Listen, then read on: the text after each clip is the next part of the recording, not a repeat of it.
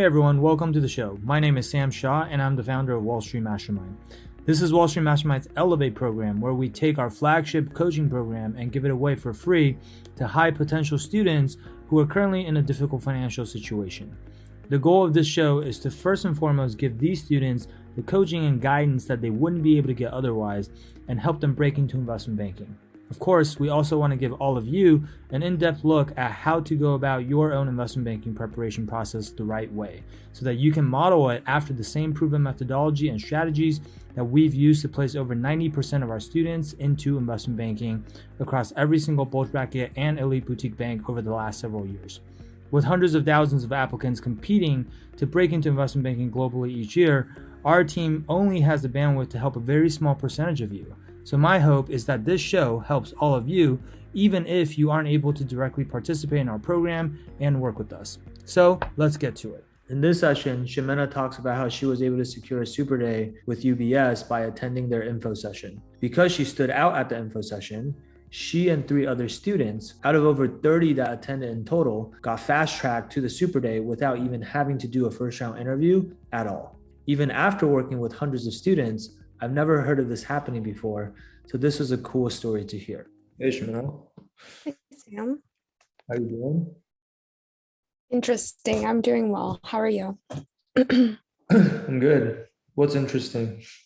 I just received a call for a super day with UBS because I attended like an event today, which is, I feel like a lot of students think they're just like informational meetings, and a lot of times they are, but they pay attention to like students that are really paying attention. In the end, it was like 4 of us.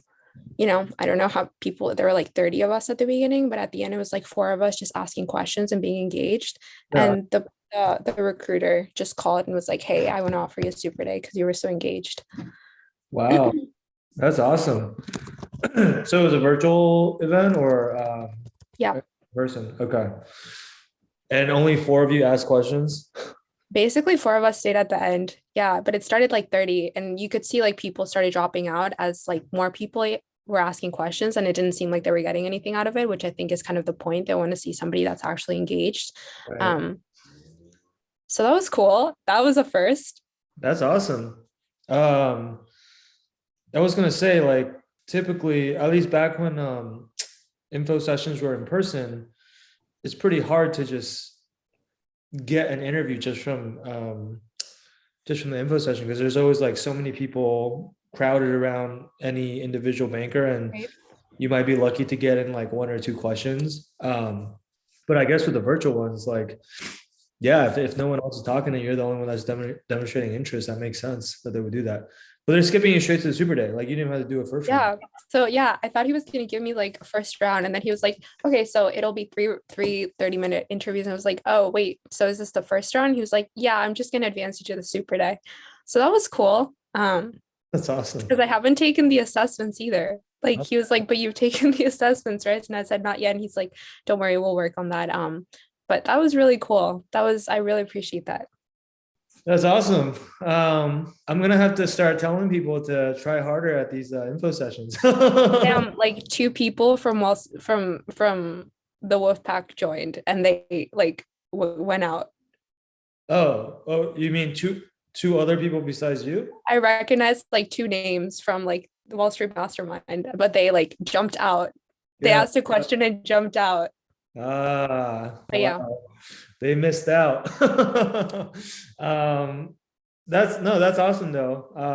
I'm gonna update my materials, because yeah, this is the first time I've seen that happen actually. So I'm super happy for you. That's awesome. When's the super day? So I think he was like, it's next either Thursday or Friday. The thing is, like, I feel like I'm so kind of confused with the timelines of everything that's happening. Just because. So yeah, I think, I don't know why, but well, he said like, let me know if you have any competing offers, but he was like, like for this Thursday and Friday, I know it might be a little bit fast, so we can try to do next week. I don't know if he was like hedging on me saying like, I just want to do it right now straight away. But yeah, I just kind of let that sit for next week, just because I'm doing RBC tomorrow and don't want to like have too many overlapping things. And I'm just kind of confused on timelines. Like, City is having me really worried because so they reached out. So I reached out to my mentor and the Yeah. people I have that help me at City that I've been really well in contact with, and they kept continuously asking HR. I reached out to somebody that did the event. They said HR is really overwhelmed. They have a lot of things going on. So they haven't offered the super days yet. And then over the weekend, like last Thursday, I got an email from the HR that said, next, can you give me times that you're available today or for the next week so that we can get in touch and connect you for the super day. I emailed her a bunch of days that I was available and didn't get a response. And now it's Tuesday, you know, What day was that when you emailed her? that was Thursday. Okay. And she wanted availabilities for this week. No, she wanted availability on Thursday when she emailed it. And then she said the rest of the day. So I gave her Friday, Saturday, and Sunday that I was available and what times. But your mentor said that they haven't given out super days to anyone yet. Well, he said that like last Monday, and then he messaged me the day before she contacted me and she said, they're giving them out now. Let me know what happens. And then she told me, you got the super day. She said, congratulations. And then we'll get in touch to schedule. But then I sent up a follow-up yesterday. But again, I think it's just one of those things where like, because I've networked quite a bit and on LinkedIn, you're just like seeing floods of people getting offers from everywhere. Which is like LinkedIn is where it's going to like take all of the offers that people are getting and just put them together. So that's just kind of what I'm seeing. And I'm seeing quite a lot of people getting offers from City now. So I don't know, it just has me a little bit worried where I don't know if EID candidates just got put off to a side. I had a client that got an offer from City for GCM though. So it wasn't like investment banking, it was capital markets, which I think might be a separate thing. But if she told you got the super day, then I'm sure you got it. And then you already followed up yesterday, right? Or you responded on Thursday and you followed up yesterday, which was Monday. So I think you're doing the right things. I would just wait. Since you just followed up yesterday, I would just like, I probably wouldn't follow up until like Thursday at the earliest, right? Because you emailed on Monday. Today's Tuesday. So yeah, if you're gonna follow up again, I might touch base on Thursday. But did you update your mentor that you did end up getting the super day or not yet? Yeah, I did. Yep, I did him and kind of, so I had networked with my interviewer, which is basically what happened. So he was the person that I was really keeping in touch and he was more in kind of knowing what was happening. So I updated them both and they said, okay, let us know what happens. Okay. Yeah, I was gonna say like you can also keep them in the loop and say, sure. Yeah, I got notified on Thursday, gave my availabilities. Still haven't really heard back though, so now I'm just waiting. Because maybe they can like, I don't know, give the HR person a nudge or something. It sounds like this HR person is just like very behind, and yeah. But like that's like I don't know, like yeah, I don't know why it's hard.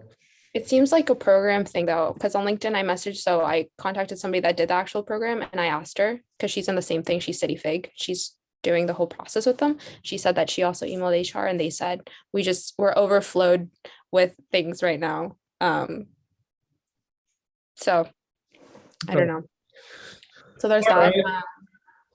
Perella, I got waitlisted. Okay. I got waitlisted. Yep. So it was today. So I think they were meeting yesterday and they sent it today. Yeah. So I had another client that got that same email, which basically just said like, was it the one that said we'll get back to you on the 18th? Yep. Well, like keep us posted if you have any other deadlines or this and that, right? Yep. So I think 18th is next Tuesday, right? And you're gonna do your UBS this Thursday or Friday, or are you gonna do it next week? Well, I told him, so that's where I was like, I told him next week. Okay. Right. So that's where I was conflicted because I was like, well, I can just really try to get UBS and then do that kind of leverage. Right. But then I was like, I don't want to just put all my eggs in one basket this week and kind of, I don't know, and like not do as good on UBS and then lose Perla and UBS. And, Yeah, I mean, it just comes down to how prepared you are, I guess. yeah. Obviously, if you feel like you need more time, then take the time. But if you feel like you're ready, then yeah, I would say interviewing earlier might allow you to leverage it. But I know that I also have clients that did move on for Perella. So one of them is interviewing on this Thursday, so in Yeah. 2 days, and then the other one is interviewing next Tuesday, which is actually Tuesday's the 19th. But they said they would get back to you on the 18th. So anyway, point being, I know for a fact that there are people that have gotten super days already that are not going to have interviewed yet by the time it's the 18th. Because I know at least one person that's interviewing on the 19th. So, because I was gonna say, like, there's a little bit of like game theory, because if you leverage something, I think what they're trying to do is they want to see how some of these other people do first, and then they're gonna like go down their wait list of people and start like taking people out the wait list as needed, and then like it's hard to say.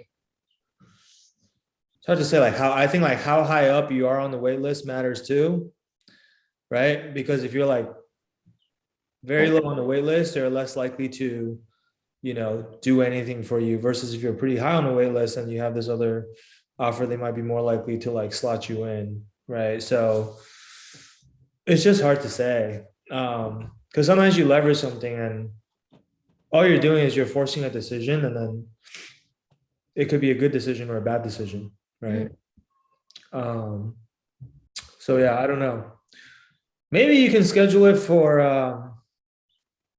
maybe you can schedule UBS for Monday. So then You said Thursday or Friday. You said next Thursday or Friday? You said they do super days Thursdays and Fridays. So it'd be this Thursday and Friday or next Thursday and Friday. Oh, okay. They only do Thursday or Fridays. Okay. All right. Well, That's then, why I was kind of like, yeah. Okay. Well, never mind. I was gonna say, like, if you do Monday, then you still have the weekend. For sure. I would definitely have done that. Yeah. Yeah, but then maybe you hear back on Monday, and then you can tell them right before they're gonna make the picks for the list.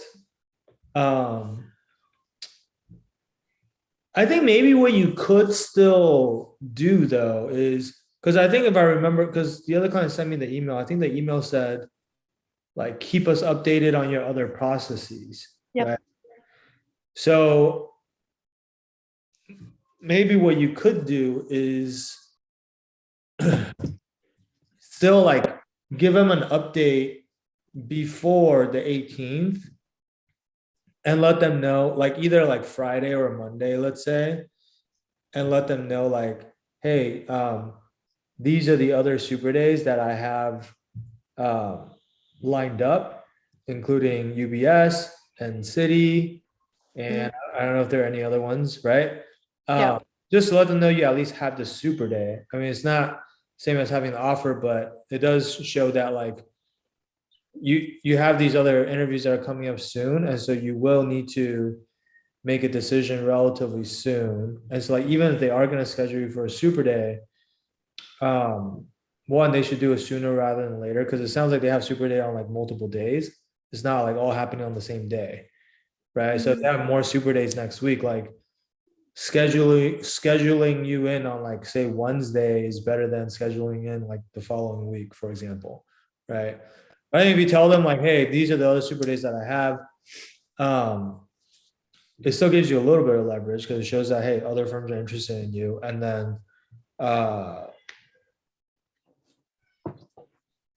yeah, and then like that might, like when they're making the cuts on the wait list, like maybe that could be like the tiebreaker between like you and some of the other people on the wait list, right? Like it could make a difference. Yeah. versus like someone else on the wait list, if they don't have any processes, they might say like, oh, well, this person can wait longer because like there's nothing pressing, Yeah. right? Right. So Right. Right. That's how. I would at least do that. Does that make sense? Yep. Okay. Yeah. I think I also wanted the time. I haven't networked that much with UBS. I hadn't thought about it. It was just I attended an event and I went to that and liked it. So I wanted to also just have a week to kind of make sure I connected with some people there. I connected with someone like a year ago, so I'll probably I updated her like Yeah. 6 months ago. But Is that, are you saying you want to network with people at UBS?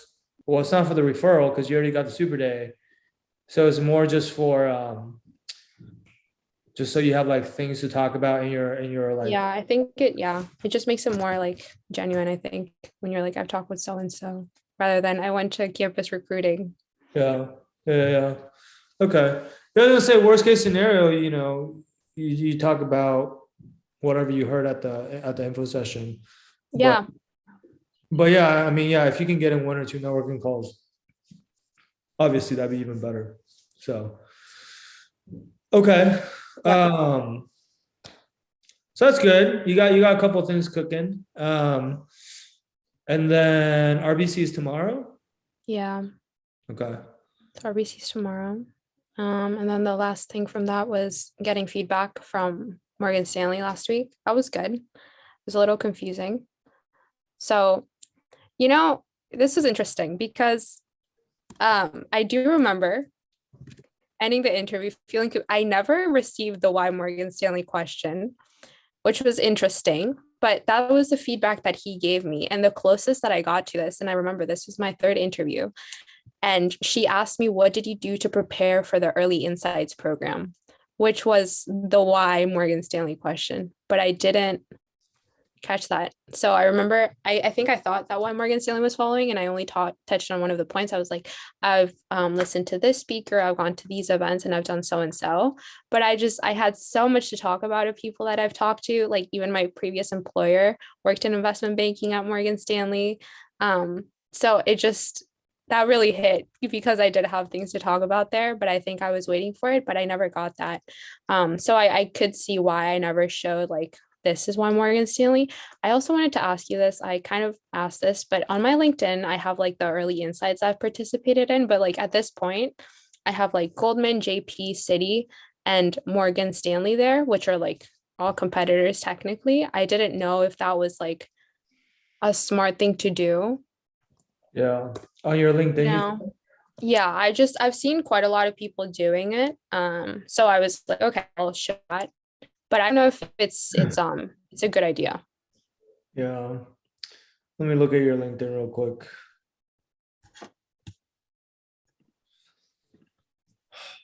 So the concern is what? That these firms are gonna see that you're, I don't know, kind of like interested in other firms or Well, I think my concern was like either, for example, I don't know if this guy knew, I might be totally overthinking it, but if like, for example, this guy at UBS, he was like, tell me if you have any competing deadlines. And it's like, I didn't tell him anything. So it might be like, oh, maybe she's not getting any offers. She's clearly been a part of these events. So that could be one way that I thought it could go. Or two, it could be like, so why, if you're like applying to, RBC, why not if you did the Morgan Stanley event, like what happened there? yeah, I see. Suppose it's possible, but I don't know that it's I mean honestly when I go to your profile, they only show like your first 5 experiences and then the rest you have to kind of click on show the rest and then it'll expand, right? So I think a lot of people won't even do that. I mean, I guess if they're on their phone, it might be different. I don't know how it is on the mobile app, but whatchamacallit? I think maybe what you could do at this point is for the ones that you haven't, or for the ones that you already like know you're not gonna get an offer from, like so for example for like MS, you can just probably remove their early insights program, right? And then City, you're still in the process with, so that's fine. JP and Goldman, you still in those Like processes? last year. Sorry? No, those were last year. Well, no. JP is weird, but Goldman, no. I mean, I just applied, but Right, that was like the summer insights program that some people do. Um, right. which So is like, Goldman, you're still waiting on, right? I guess. Yeah, okay, yeah. I guess yeah, that's what you mean. Like just bank in general, yeah. Goldman, JP, I haven't heard back. Um, Yeah. JP, you just did the higher review and that's it, right? yeah. Okay. I don't think it's a big deal, to be honest. Like, I would probably just take off, maybe take off Morgan Stanley. Um, because also the other thing is like, you didn't get it. So, Yeah. on the off chance someone asked you about it, then, oh, did you get Morgan Stanley? And oh, no, I didn't. Right. Would they do that? Probably not. Okay. Probably not. But on the off Yeah. chance, yeah. Mhm. I don't know. I don't think it's a big deal either way. But I think also the other thing is like, honestly, because it only shows like your first 5 experiences. So like your PE internship, you have 2 PE internships. One of them doesn't even show up on your profile. I Unless know. unless I click like expand, which is the same thing on mobile. I have to Yeah. see all positions.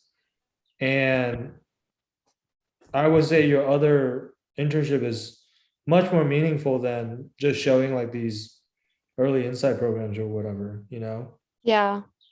So I don't know. I guess even if you take off MS, you still have those other 3. Like Cuesta is just so long ago that Yeah. it's Yeah. very far down. But I would much prefer to See that. show that. Um, so I don't know if there's maybe there's somewhere else that you can put that. Well, not really. I guess there isn't. Yeah, I don't know. I think if we go off of that, like then I might not even put the inside series stuff on your profile, to be honest. Okay. I don't know. What's HSS Scholar? That's like a investment fund?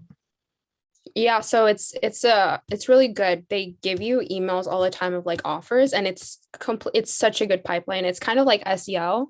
But that's where I basically got the Goldman interview from late last year that I just kind of went over the moon on, sadly, because I thought it was so weird, but that's where I got it from. They will send you like emails and say, hey, they're looking for something, apply, and you go through their pipeline and they kind of just expedite that for you.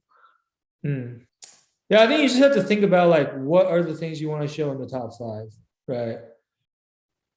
I think like SEO, everyone knows what that is. And I think like a lot of people that want to, maybe if they want to hire diverse candidates, they'll see you're an SEO and they're like, oh, okay, she's a diverse candidate. Well, you're a female already, regardless. But HSS Scholar, I don't think is probably as well known, right? Mhm. Because I never heard of it. But so that's great that they're feeding you stuff, but in terms of like how much value it's adding on your profile from like a marketing Yeah. standpoint, I would say it's a bit more debatable. So just think about like what are the top 5 things you want to show here. I guess that's all I'm saying. Like don't assume most people are gonna go click expand and look at the rest of your experiences. Yeah. Yeah, I think that's also something I could do in like awards or something, like being a part of Hispanic. It's just because it's since they do it by date and Cuesta was so long ago, but I'll see what I can do with that. Okay. Okay. Okay. So anyway, on the MS thing, like just to wrap up on that, the feedback was that your answer for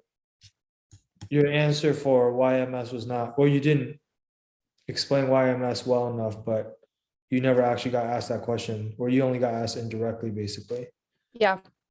Okay. That's a bummer. Yeah.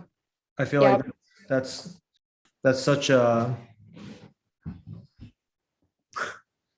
I think that's such a rare instance for someone to like not get directly asked that question, you know. Yeah.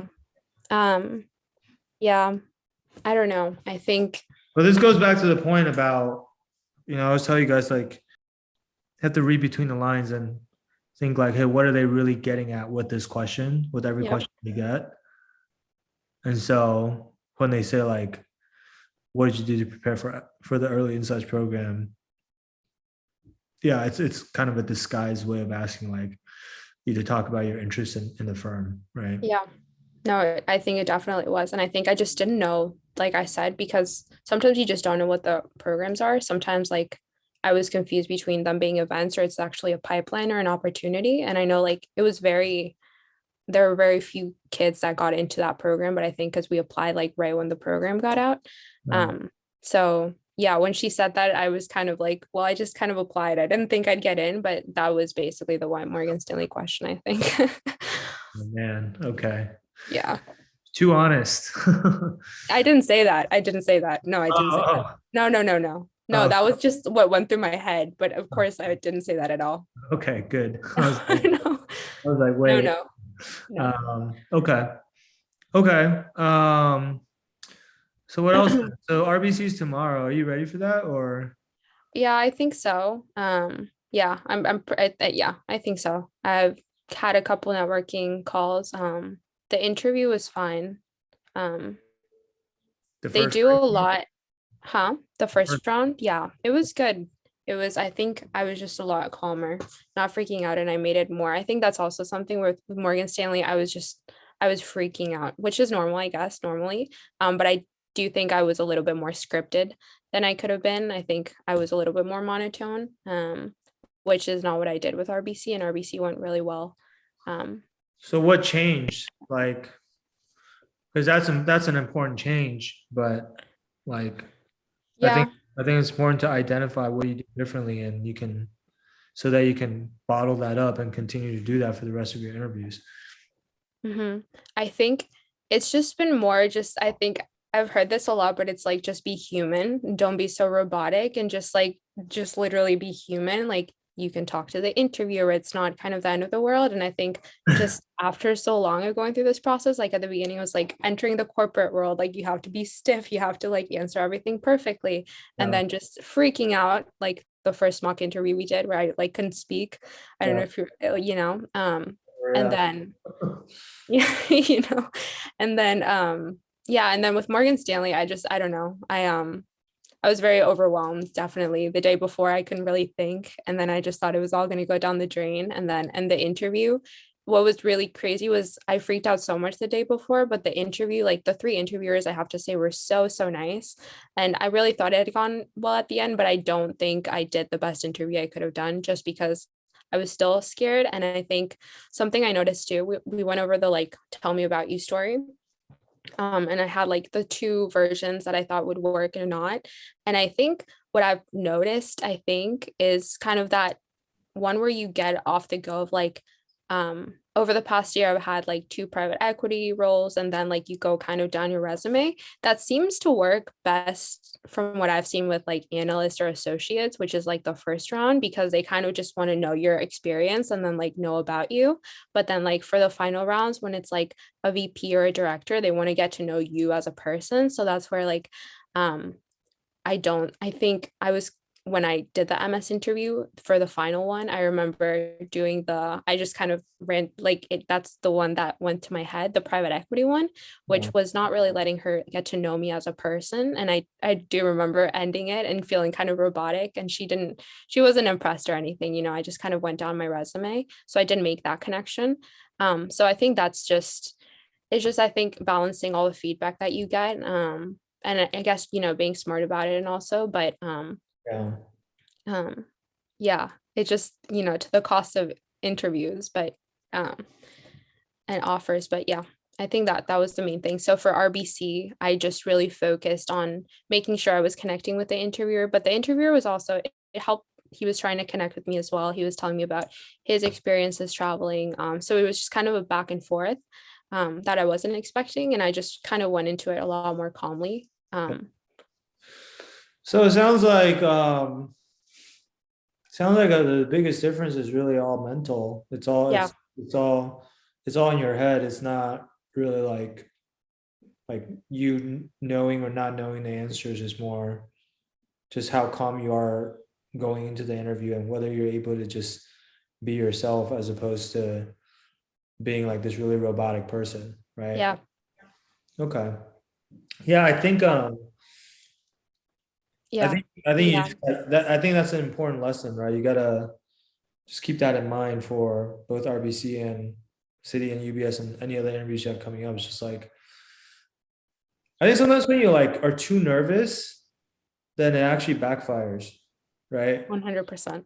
So like it's easier said than done, but I always tell people like you can't have the mentality of like, oh my God, this interview is like the end all be all, or Nope. if I don't get this, then it's game over or whatever. At least for you in reality, since you do have multiple interviews lined up, it literally is not the end all be all, right? Yeah, You gotta remind yourself like, um, whatever happens, like it's fine, you know. yeah, You have more opportunities, but kind ironic, of. Yeah. but ironically, if you go in with that mentality, you'll probably do better, you know.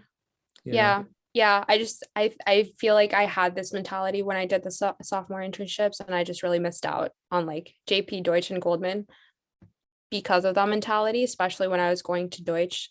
Either way, I think having that mentality of like, I have Goldman lined up and then I'm waiting to hear back on JP. And I told you like the interview had gone really well, but I think having that kind of like, oh, it's okay, I have them lined up. You still have to be really conscious of like, some people really work for these offers and you've worked for them. So it's not, it's good to be confident, but not over your head, in my Yeah, opinion. it's a fine balance, right? Yeah. Um, I think that I don't know. Everyone's different, I guess. For me, having a little bit of nerves makes me perform better. Like at the Mhm. makes me like you know be on my A game basically. But too much nerves, then you kind of like start choking, right? Yeah. So Yeah. I don't know. I think it just Yeah. comes with experience, but as you've been getting more and more reps, because I kind of lost track of how many interviews you've had, but like as you're getting in more reps, I think also you just naturally become more comfortable, right? Yeah. So a lot of these Mhm. answers you've delivered before at this point, right? Yeah. Yeah. Yeah. Definitely. But Definitely. any like RBC specific questions or whatever before your interview? I guess the main thing, well, I just YRBC, tell me about you. I think I have my behaviorals down pretty well. I worked on those a lot. In Morgan Stanley, that was something the interviewer said. He was like, you have a great story, you have a lot of leadership experience, you show that really well, which is, he was great. He was the second interviewer and we really connected. So I could tell, anyways. But yeah, so Just he stay in touch with them for full time. he no, 100%. 100%. Yeah, because it seems like he's a fan. So, you know, Yeah. who knows? He might help you if there's opportunities for full time. Yeah. Yeah. Yeah, that's what he said. But so yeah, so that was pretty good. Something that I thought was weird. So the first interview was a whole technical, and technically on my technicals, I know especially for that one, she's like, yeah, that's right. And at the end she said, good job. And then she said, do you have any questions for me? But I didn't struggle at all with the technicals. But then he told me, like, make sure, I don't know if it was just a broad comment, but he said, make sure that, there's things you can't control. You can't control other candidates, but make sure you can control like technical study over them. Um, so I don't know if that was just a general comment, but I thought the what I got from the technical was that I did well on those. Was this a Uh, phone call or was this email or this was a phone call. when he gave you feedback? It was phone call. Did you ask him that question? Did I ask him what? Like when he said, "Hey, like make sure you do well in the technicals." Like, did you ask him like, oh, "Are you referring to like, was there a specific question I messed up on, or is that just No, general advice?" Because I thought I answered every single question correctly, but I might be wrong. You know? no, I didn't. I didn't know if I don't know what they can and can't do. I don't know. I felt already like, yeah, I don't know if that's okay. Yeah, you I don't felt. know how that works. Is that something that they know? They just know how it went with all interviewers? Because he did no technicals. He just did like trends and market research and deals he worked on. Well, I assume that since he interviewed you, he was a part of the discussion Okay. in terms of like, hey, who are we going to give offers to other people we interviewed today? And so if the person that interviewed you for technicals, I don't know, made a comment about how you messed up on a technical or something, then he might have heard about it, Yeah. right? Um, Okay. but maybe not. But my point is like, even if not, and he's like, oh no, that was just like a general piece of advice. It wasn't like specific to anything you did in the interview. Then at least you know, like, okay, well, I didn't really get any technicals wrong. So Yeah. because now you're kind of second guessing, right? You're Yep. like, Yeah. That's how I felt. I was like, I think I wrote to you that in Slack. I was like, well, he said this, but now I'm confused because I thought that was the part that I kind of had down. yeah. Um, I think if you, that's what my guess is that it was more of just a general comment. uh-huh. So I wouldn't read too much into it. If you Yeah. feel like you got all the technicals right, you probably got all the technicals right. Yeah. Um, You know, so yeah. and she told you good job. So like, she just doesn't have to do that. Mm-hmm. So, Yeah. but stay confident with your technicals. You've done the work. You know, you I think you've gone through everything multiple times at this point, Yeah. right? Yeah. Yeah.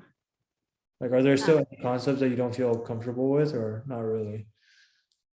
I wonder how much in depth if I were to get like an NOL question, that would be like, I don't really understand that quite. The NOL question. Yeah, or like deferred tax. Um, I mean that's a pretty advanced concept. Okay. So it's not something that we see a lot in interviews, to be honest.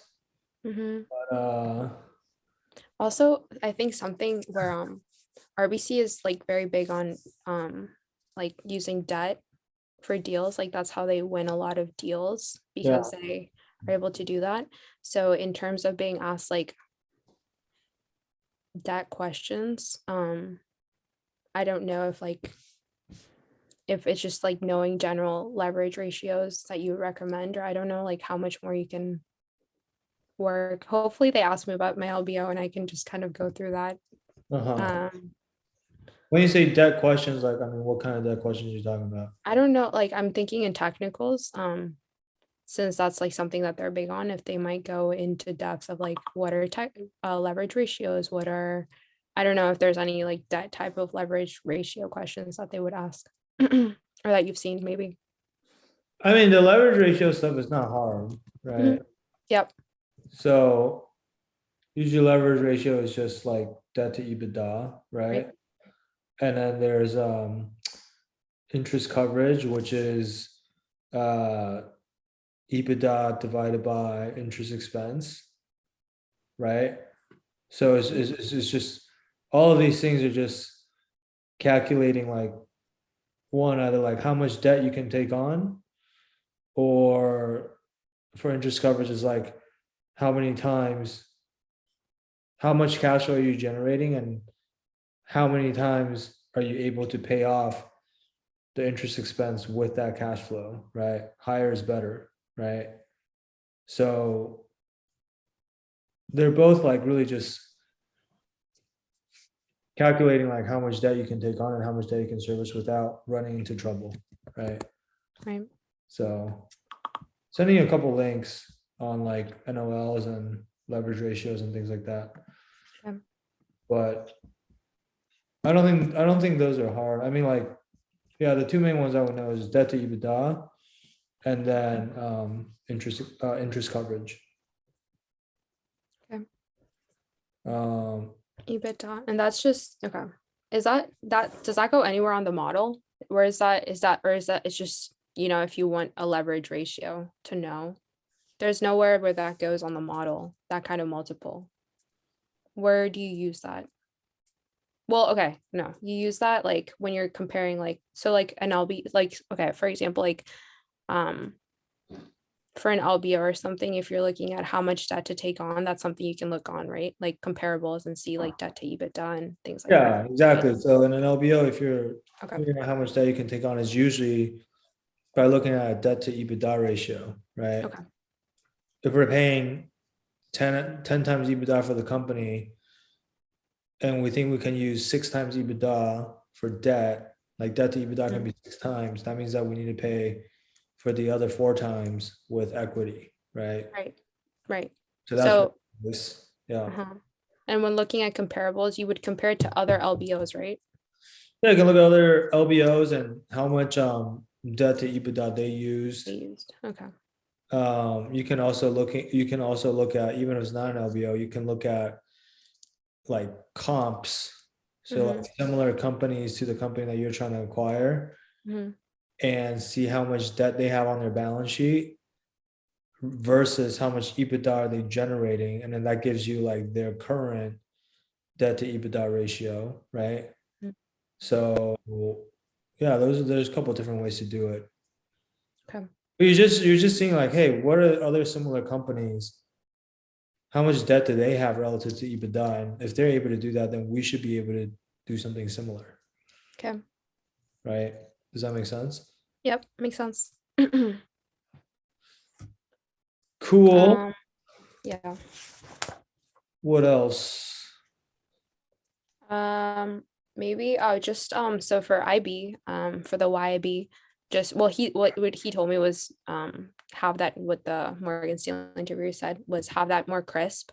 Um, so I kind of went over that as well, but I think like you've taught, it's really good to like connect it to events. So my second reason is um really feel like I thrive working in a fast-paced environment because I've always balanced work, school, and life, and I've always enjoyed being productive. I didn't know if that's enough or if I should go into depth. Like throughout high school, I worked here and here and here, and then like throughout college, this is what I've done. Is that too much in depth, or just saying kind of what I just said? Um, Depending on how long your answer is already, I Yeah. guess. I feel like if you just, but I think if you just say, I always have to balance school and work and what was the third thing? Life. Sports, sports. So yeah, school and sports and work. I don't know. It's a little bit generic. I feel like Yeah. so. But if you want to get more specific, again, depending on how long your answer is already, I feel like between talking about all these things you did in high school and then like all these things you did in college, if you had to make a trade-off, I would talk about the things in college Right. and forget about the stuff in high school because Mhm. that was like so long ago, you know? So maybe you don't do both, but you just do one, Okay. That right? makes sense. And like, what are the examples you would use in college? Obviously, like the internships that you've done. Yeah.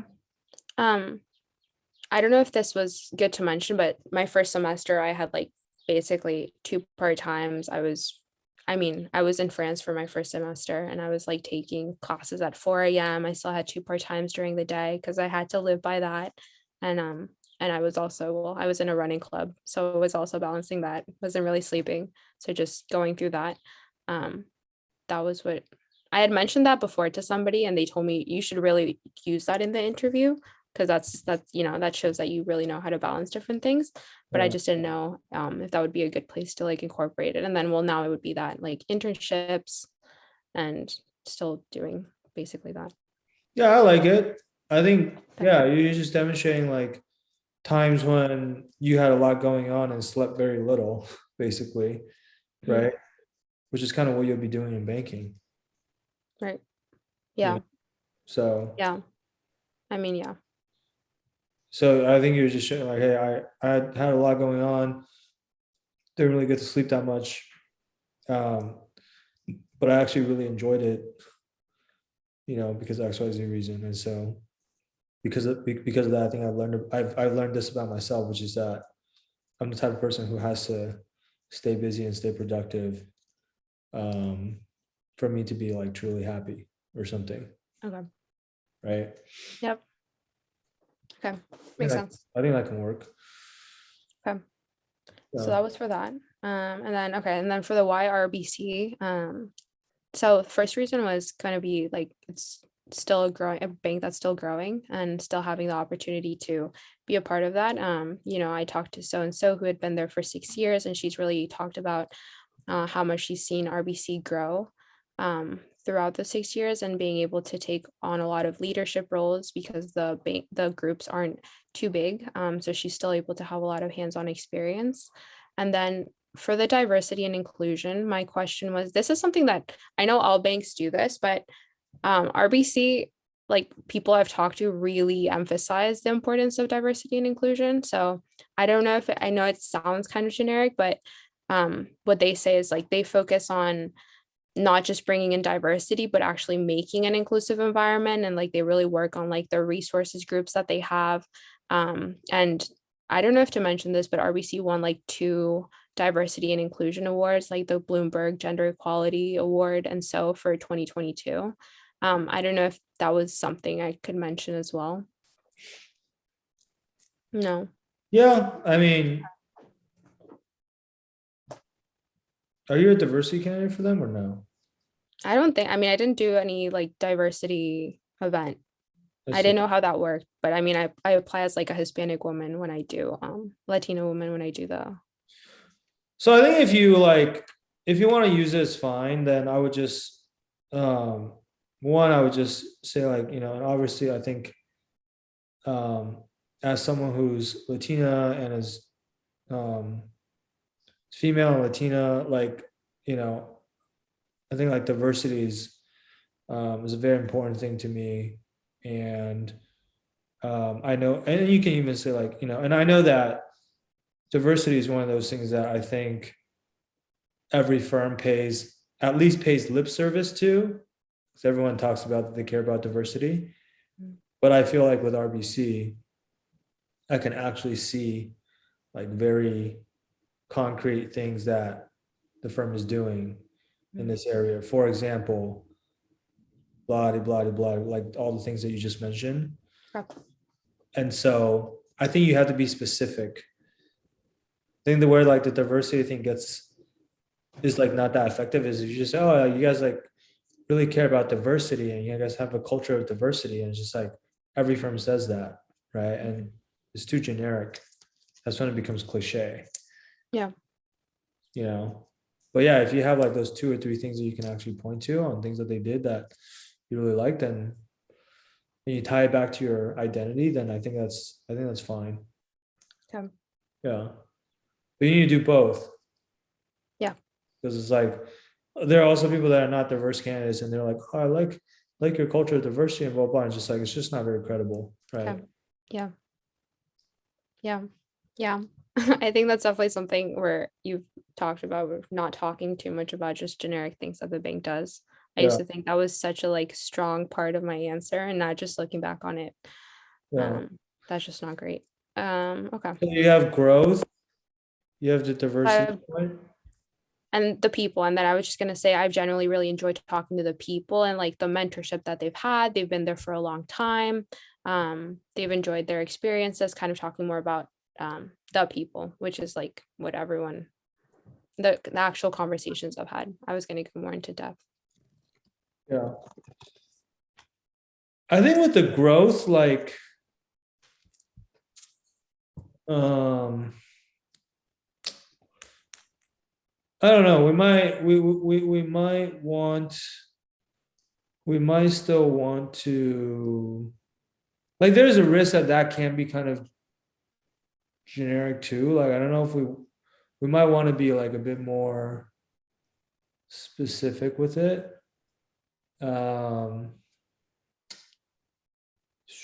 So for example, I don't know, I just Googled this, but oh man, this is a Bloomberg article. Hold on, I need to go incognito. I'm out of they only allow like 3 articles or something. It's not letting me. Maybe you can pull it up. Here, I dropped it in the chat. But at least like in the preview, it says the headline says RBC Capital Markets head sees US's biggest growth driver, and then this was from March of last year, so it's 1 year old, but it's not super old, right? As the RBC Capital Markets sees the potential to boost its market share in the U.S. from its current level of about 2.5% to as much as 4% over time. That's the only sentence I can see in the Google search results. Okay. But I'm curious to see what the rest of the article says. Maybe you can pull it up on the screen so I can see it. But Slack just says you have to update Slack app. I can't. oh, no, I dropped it in the Zoom chat. Oh.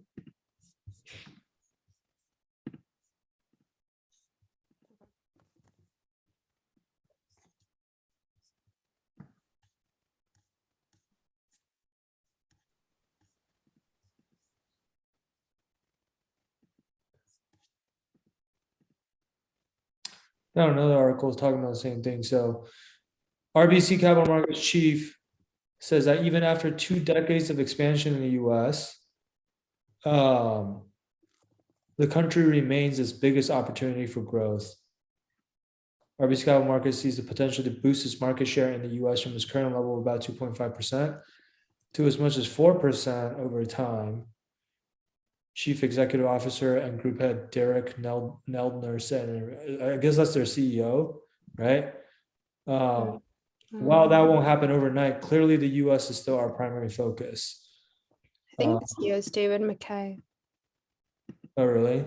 Yeah. So I don't know who, maybe Derek Neldner is, I don't know, let's Google who this guy is. CEO and Group Head at RBC Capital Markets.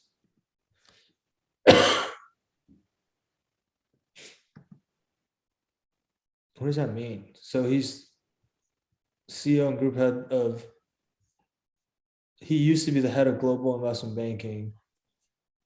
And now he's CEO and Group Head. Maybe he's just, oh, maybe RBC has like, this is just an investment banking division. And then he's not CEO of like all of RBC, but just their investment bank.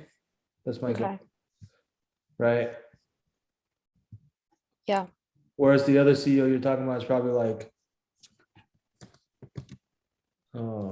Royal Bank of Canada. Oh yeah, maybe just the whole. Yeah, Royal Bank of Canada CEO was David McKay, right? Right. But that's not relevant. That's like saying Bank of America. But anyway, so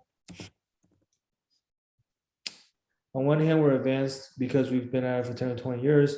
On the other, I think there's still tremendous opportunity for growth.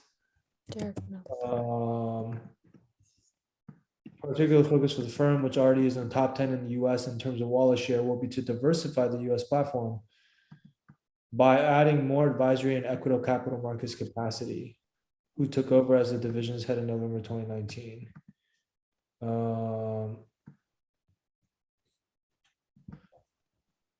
So something like that, where no, I'll send you this other article that I'm looking at. But something like that, where instead of just saying like, oh, RBC is growing, let me see if this other thing will be helpful too. No, that's not specific to RBC. Okay. But something like that would be better than just saying like, oh, RBC is still growing, right? But like you have to get specifics. Like, for example, I read an interview by whatever this guy's name is, the head of the RBC, the head of the investment bank. I read an interview by Derek Neldner where he talked about how, you know, obviously RBC is already one of the top banks in North America, right? It's the 5th largest bank by market cap, and it's already, well, I don't know how they're defining wallet share. I guess wallet share is probably, yeah, it's probably fees. Even though it's like, you know, even though it's already like the fifth largest bank in terms of market cap, and it's already, in the top 10 in terms of wallet share.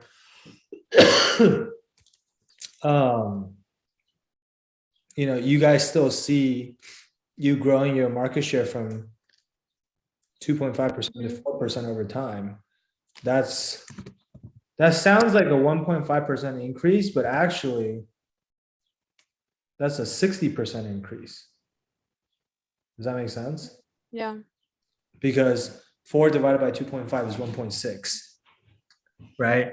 So they're trying to they would have to grow their portion of the overall investment banking pie by 60%, or at least that's the goal, and that's what they see happening, right? So if you can even drop in like the 2.5, growing market share from 2.5% to 4% over time, that makes it a lot more specific and a lot more credible when you say, oh, I think like this bank is still growing really fast, not just like paying lip service. Is like, this is what they actually said, right? Yeah. And you can just say like, obviously there are a lot of other great banks out there, but I don't think most of the banks that are as established as RBC are, growing at that pace, right? And I think that by joining a firm that is expecting to grow this much, one, it demonstrates that this is a really important business for RBC as a firm, but also I think that it creates more opportunity for the people working there, right? More opportunity for growth both on like a personal and professional level, something along those lines. Okay, that makes sense. Yeah, it's all better. Yeah. So growth, diversity, people. I think for all three of these, like they're all fine, but they're all answers that can easily be very cliche if you don't get specific enough. So just like, make sure you have the right level of detail, I guess. Yeah. Cool. Okay. Anything else? I think that's where the main. No, I think that's good. Okay. All right. Well, let me know how it goes afterwards. Okay. Yeah. Okay. Oh, I have one quick question, whereas the part where you're like asking people to help you, of course, like as you don't have an offer yet and you're reaching out to people. So I think you mentioned this once where like you had a candidate in Wall Street Mastermind that really helped somebody else get an offer and then they ended up taking another offer. That's just kind of the competitive industry. But how to go about that when you're like reaching out to like a lot of people at a bank to kind of help you and you feel like you're getting help from that and then turning down an offer from that if you were to get it. Is that something you like reach out to people in the end? What is that? You're saying if like a lot of people helped you at a certain bank, but you end up not taking their offer when you do get it? Yeah. Yeah, I mean, there's not much you can do about that. But even when that happens, like you just got to make sure that you reach out and still thank them and show your gratitude and just be very grateful about it. At the end of the day, like you're not gonna make major career decisions based on like feeling bad or, well, this person helped me, so I owe them. Like you don't really owe anyone anything, So I think most people understand, at least most reasonable people. So I wouldn't worry about it. And it's a good problem to have. I hope you get to that point and have to make a lot of people disappointed that you didn't take that. Okay, that's one way to look at it. Okay, thanks. So, but let's focus on getting the offers first, and then we can navigate through that whole process or across when we get there. Okay, thank you, Sam. Cool. All right, keep me posted on how it goes. Okay. Alrighty. Talk soon. Bye. Bye. Thank you for tuning in. If you enjoyed the content, please subscribe to our channel or podcast so that you can get notified of all of our future episodes as well. If you'd like to apply to work with us so that we can help you in a similar way, feel free to reach out to our team at www.wallstreetmastermind.com/apply. The street is abbreviated to ST, so it's wallstmastermind.com/apply. Talk soon.